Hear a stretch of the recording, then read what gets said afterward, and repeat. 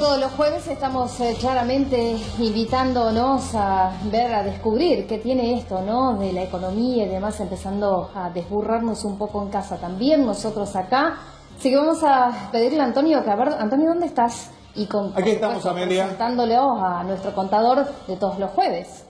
Aquí estamos, gracias Amelia. Estamos con el contador. ¿Cómo está? Buenas noches. Hola, buenas noches, Antonio. ¿Cómo estás? A veces digo, no dejarle todo a los políticos o a los periodistas para que en casa se entienda lo que es la economía, ¿no? No, sí, está bien, está bien. Justamente por eso hoy preparamos unas plaquitas para que sea un poco más gráfica la explicación de economía. Siempre tiende a ser un poco aburrida y complicada.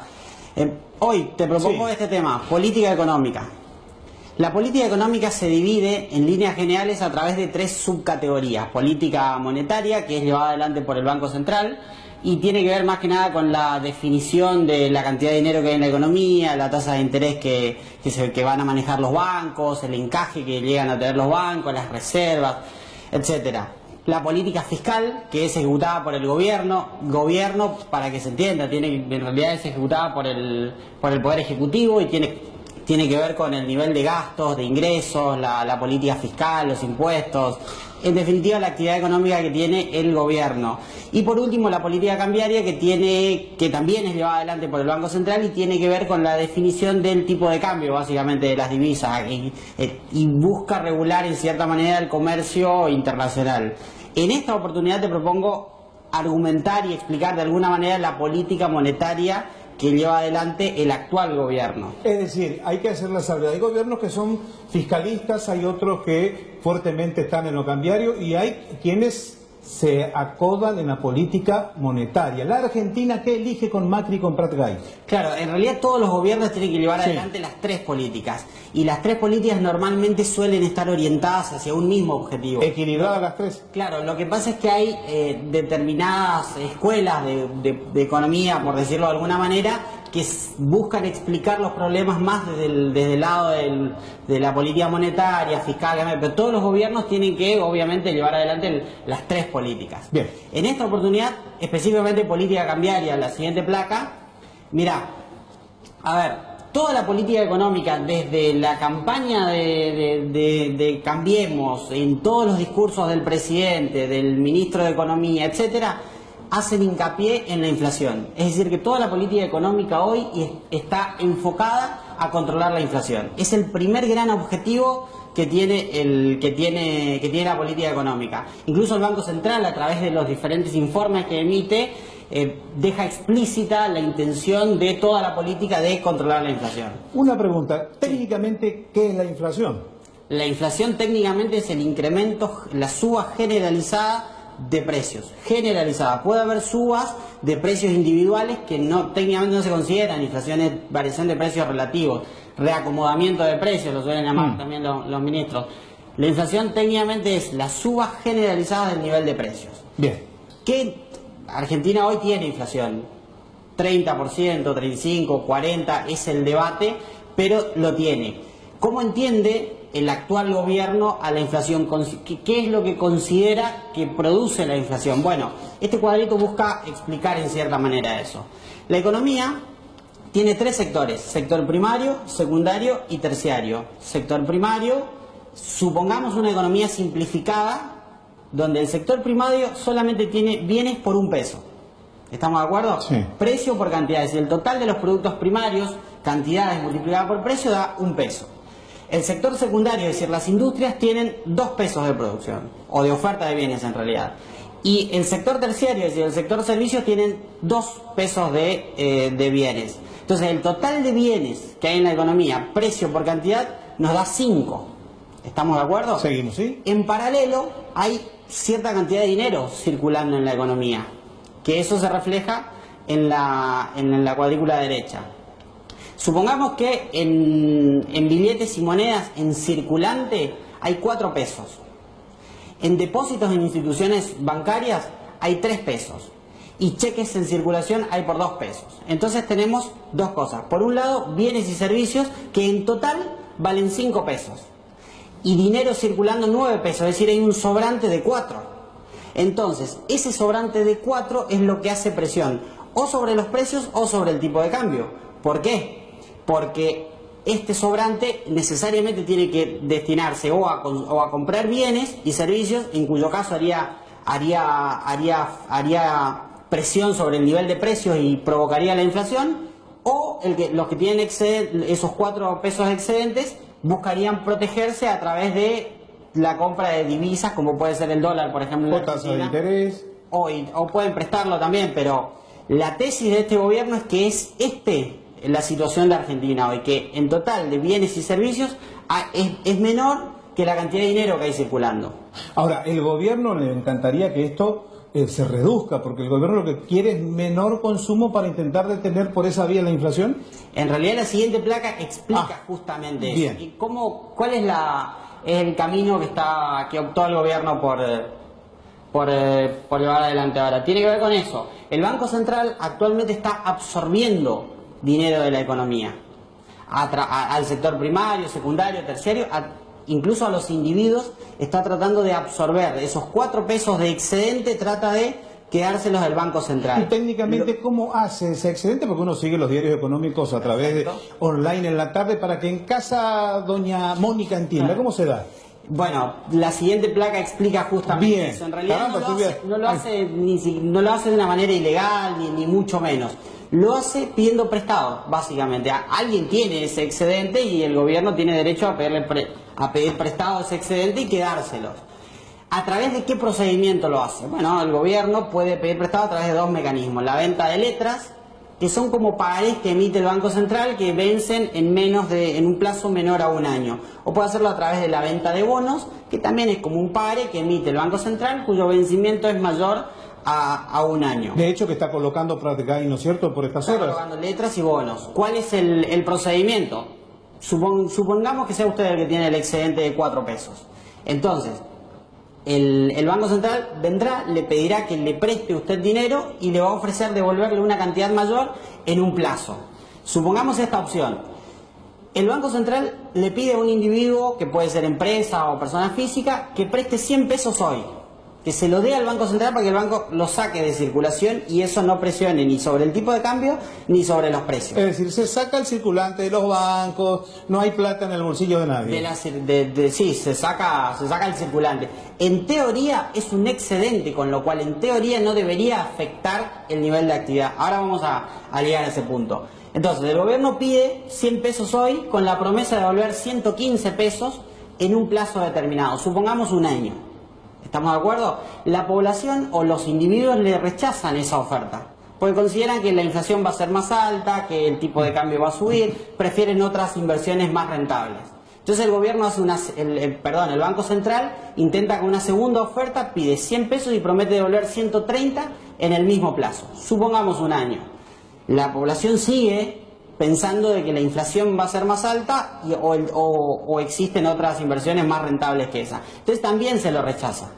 La tercera opción consiste en que el Banco Central solicita 100 pesos hoy y promete devolver 137 pesos mañana. Es decir, va subiendo. Primero pide 100 a cambio de 110, 115, 120, 130 y así va subiendo. Eso es la famosa tasa de interés. Es decir, el precio que de alguna manera tiene el dinero hoy.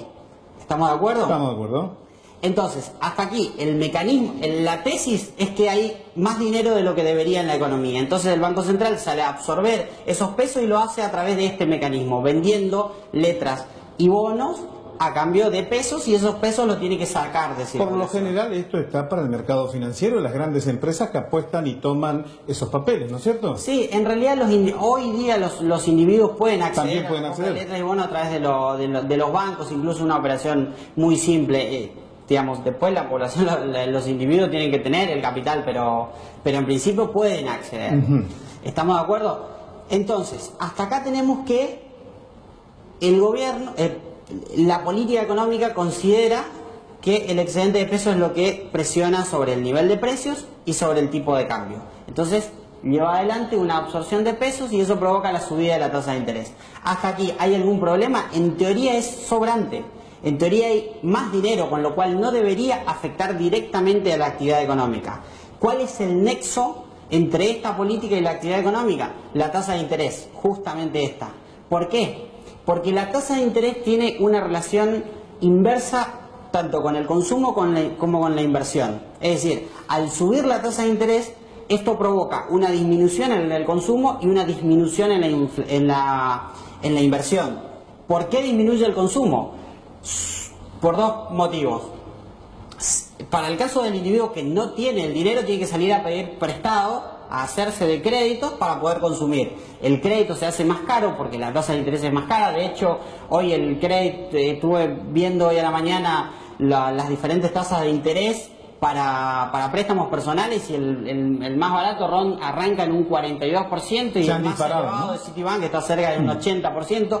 ¿Quién va a consumir hoy con la tasa de interés tan alta? Sale muy caro endeudarse, incluso la tarjeta de crédito se encareció muchísimo, entonces eso tiende a presionar el consumo hacia abajo. Y aquel que tiene excedente de dinero, en ese caso ve más tentador ahorrar, porque la tasa de interés es tan alta y es tan tentadora que prefiere ahorrar y no consumir. Y inclusive es tan tentadora que muchos de esos que iban al dólar intentan ir a las tasas de interés, ¿no? Intentan ahora prestar dinero. Y ese es el segundo motivo. ¿Por qué la subida de la tasa de interés presiona sobre la inversión y hace caer la inversión? Bueno, justamente por lo que acabas de decir. Como la tasa de interés es tan alta, en cierta manera el Banco Central compite con los emprendimientos privados. ¿Por qué? Porque supongamos un individuo que tiene un capital y está diciendo qué hacer con ese capital. La primera opción es invertirlo en algún negocio que le pueda rendir, por ejemplo, un 20% anual, 25, 30% anual. Y tiene siempre como opción prestárselos al Banco Central. Y si el Banco Central en un año hace rendir 37%, entonces todas las inversiones que están por debajo del 30% son rechazadas. ¿Me explico? El Banco Central entra a competir. Este es un fenómeno que en la década del 90 se hizo muy famoso, y es básicamente la competencia del gobierno por el excedente de fondos en las empresas. Como justamente el Banco Central demanda mucho capital, entonces las empresas puede suceder que se queden sin acceso a ese capital y no tenga... Cavallo con Roque Fernández hizo buena esa dupla en los 90, ¿no? En la década del 90 sucedió con el dólar, en realidad. Ahora sucede con los pesos y el contexto es diferente y el objetivo es distinto. Pero en la década del 90 básicamente el gobierno de Menem necesitaba sostener el tipo de cambio 1-1, para eso necesitaba hacerse de dólares, entonces salía a pedir prestado dólares al FMI, al Banco Mundial, a los diferentes organismos de crédito. Entonces, como el gobierno demandaba tantos dólares, las empresas no podían acceder porque compiten. En ese caso, la política económica de alguna manera interfiere en la... Ahora, el gobierno está logrando todo esto que estás explicando, que intenta sí o ni, porque el dólar se va escapando y la inflación hoy vimos como le están conminando a las empresas para que reduzcan los precios a diciembre. Es decir, no está saliendo tan bien esto que se está explicando en la teoría, ¿no? Bueno, vamos a ver algunos títulos y después avanzamos con eso. Pues hasta acá mostramos dibujitos, hicimos una clase de teoría. Vamos a la realidad. Mostremos a ver cómo en realidad está sucediendo eso. Ahí tenemos un título: el Banco Central logró una absorción récord de pesos para contener el salto inflacionario. Esto es un título del 29 de diciembre de 2015 y lo hace el diario Infobae, es un diario digital. La siguiente placa muestra cómo cronista.com, una tapa del 25 de febrero de 2016, por suba de tasas y absorción de pesos se frenó el crédito. Grafica esto que estamos mostrando. La siguiente placa lo muestra un título del diario Clarín que dice: Levax bajó el ritmo de absorción de pesos y hubo una leve reducción de tasas. Sigue hablando de absorción de pesos, y la leve de reducción de tasas tiene que ver con temporalmente la tasa se redujo, pero después siguió en ascenso, y está cerca del 30%. Los bonos que emitió, de hecho hoy el Banco Central le emitió bonos por 12.000 millones de pesos y los colocó a una tasa promedio del 29% anual. La siguiente placa tiene que ver con un título del diario Clarín: Central vuelve a acelerar la absorción de pesos a través de las Levax, 12.999 millones de pesos que salen de circulación. Y en la última etapa dice, en Diario Internacional: Argentina, por tercera vez consecutiva el Banco Central absorbe muchos pesos y vuelve a bajar las tasas. El foco es la inflación. Es decir, queda evidenciado cómo en realidad la política monetaria Es decir, la política que está llevando adelante el Banco Central para contener la inflación es justamente esta absorción de pesos. Absorbe pesos porque entiende de que ese excedente de pesos son los que están haciendo presión o sobre el nivel de precios, porque van a demandar bienes y servicios que no están disponibles, o sobre el dólar, en este caso puntual, sobre alguna divisa, porque intentan protegerse a través de eso. Ahora, en teoría esto no debería estar mal, porque la cantidad, si es verdad que existe un excedente de pesos, bueno, no está mal sacarlos.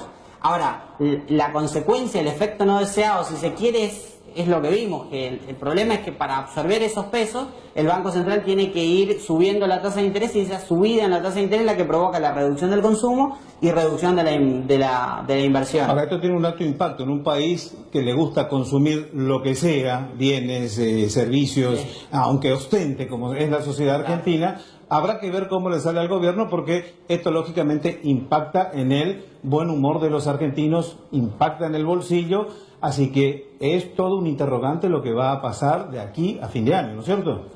Claro, en realidad, por eso decía que en teoría si es excedente de pesos, la absorción no debería afectar.